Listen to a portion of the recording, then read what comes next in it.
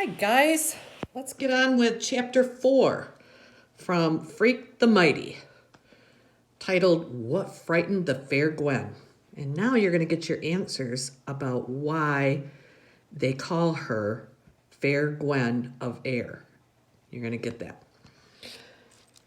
Freak's not in my room for 10 minutes before he sets me straight on the Fair Gwen. He's able to hump down the steps by himself, except it makes him sort of out of breath. You can hear him wheezing, or I guess you'd call it panting, like a dog does on a hot day.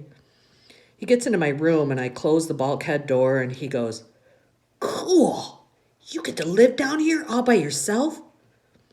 I eat upstairs with Grim and Graham. Freak works himself up onto the foot of my bed and uses a pillow to make himself comfortable. It's pretty dim down here, only the daylight from one basement window, but it catches him just right and makes his eyes shine. "Graham must be your grandmother," he says.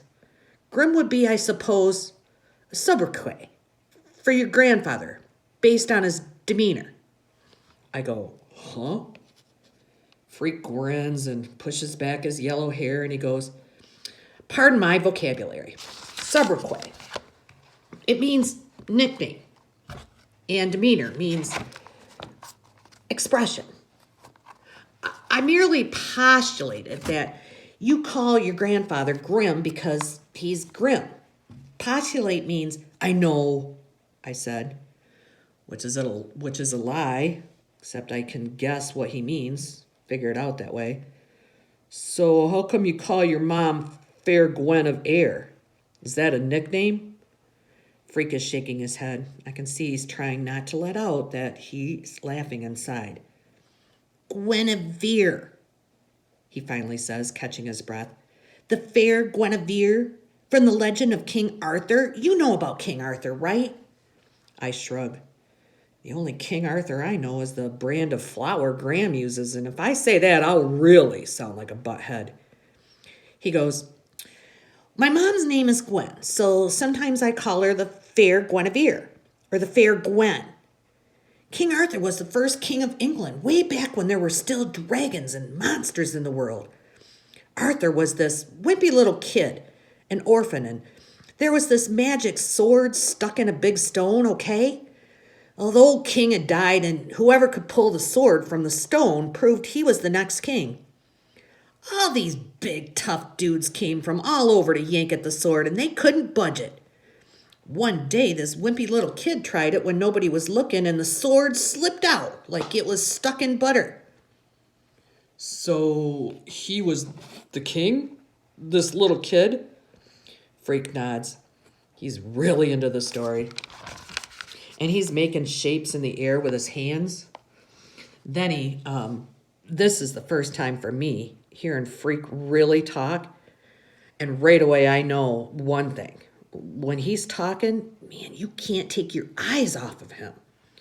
His hands are moving and it's like he's really seeing it. The story about an old king. Arthur's magical sword is called Excalibur. And the fair Guinevere is this pretty girl who becomes his queen. Now, fair in those days meant the same as beautiful does now. Anyhow, Arthur got bored just sitting around, so he invited all the knights of England to come live in the castle. They all ate supper at this round table, which is why they were called the Knights of the Round Table.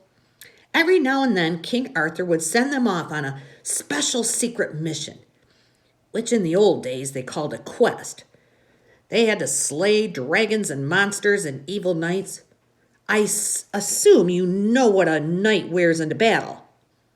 I think so, but I like hearing Freak talk, so I go, "Well, better tell me." And that's when I find out why he's so interested in some clanky old knights. Because Freak really lights up and he goes, "The knights were like the first human version of robots. They wore this metal armor to protect them and make them invincible. When I get my stuff unpacked, I'll show you the pictures. It's pretty amazing, really, that hundreds of years before they had computers, they were already attempting to exceed the design limitations of the human body." I go, "Huh?" And Freak sort of chuckles to himself like he expected me to go, huh? And he says, the design limitations of the human body. You know, like we're not bulletproof and we can't crush rocks with our bare hands, and if we touch a hot stove, we get burned.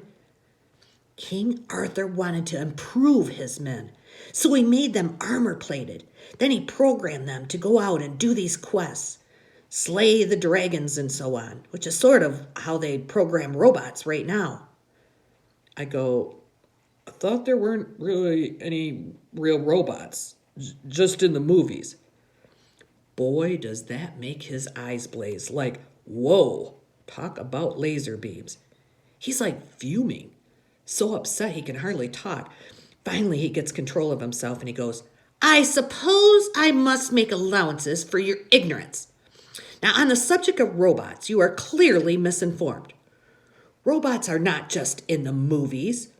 Robotics, the science of designing and building functional robots, is a huge industry. There are thousands of robot units presently in use, millions of them. They don't look like the robots you see in movies, of course, because they're designed according to function. Many robotic devices are, in fact, sophisticated assembly units, machines that put together cars and trucks and computers. For instance, the space shuttle has a robot arm. Right, I say. I saw that on TV. Freak sighs and rolls his eyes. Ah, yes, he says. Television, the opiate of the masses. For about the 11th time, I go, huh? Opiate, a drug, he says. Massive, that means large and heavy. Thus, television is the drug of fatheads, opiate of the masses. You don't have TV? Of course I have a television, he says. How else could I watch Star Trek? Matter of fact, I watch tons of tube, but I also read tons of books, so I can figure out what's true and what's fake, which isn't always easy. Books are like truth serum. If you don't read, you can't figure out what's real. This time, I don't say because then I might have to explain how I'm an LD. And reading books is the last thing I want to do, right after trimming my toenails with a lawnmower, gargling nails, eating worms for breakfast.